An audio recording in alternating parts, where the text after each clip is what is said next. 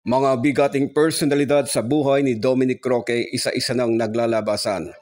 Trending ngayon sa social media at pinagpipiestahan ng mga marites sa showbiz at vlogger ang hiwalayang Bea Alonzo at Dominic Roque. Sa inyo pong kaalaman ay napabalita sa mga nagdaang buwan ang planong pagpapakasal nila Bea at Dominic. Sabalit nito lamang nakaraang linggo ay sumambulat ang balita na hindi na ito matutuloy. Ano nga ba ang tunay na mga kadahilanan?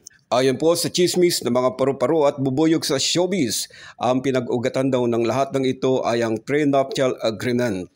May mga ilang ari-arian daw si Dominic na noon lamang nalaman ni Bea during sa pinal na pagdideklara ng lahat ng ari-arian ni Dominic na ikinagulat ni Bea dahil ni minsan ay di naman niya ito nabanggit sa kanya.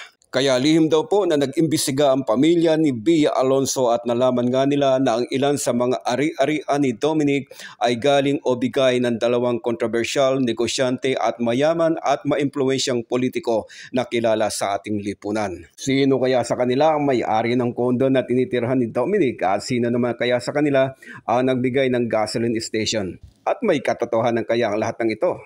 Dagdag kaalaman po sa ating lahat.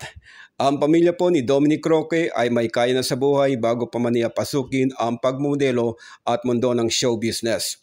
Kaya di katakataka na sa kasalukuyang estado niya sa buhay ay mayroon na siyang net worth na 30 million pesos. Sa mga marites po na gustong malaman ang family background ng pamilya ni Dominic Roque, try niyo pong isearch sa FB Meta or Google at baka mabigla kayo pag nalaman ninyo na mas mayaman pang di hamak ang family ni Dominic Roque bago pa man naging artista si Bea Alonzo. Bye-bye po and see you on my next video. Have a good day ahead.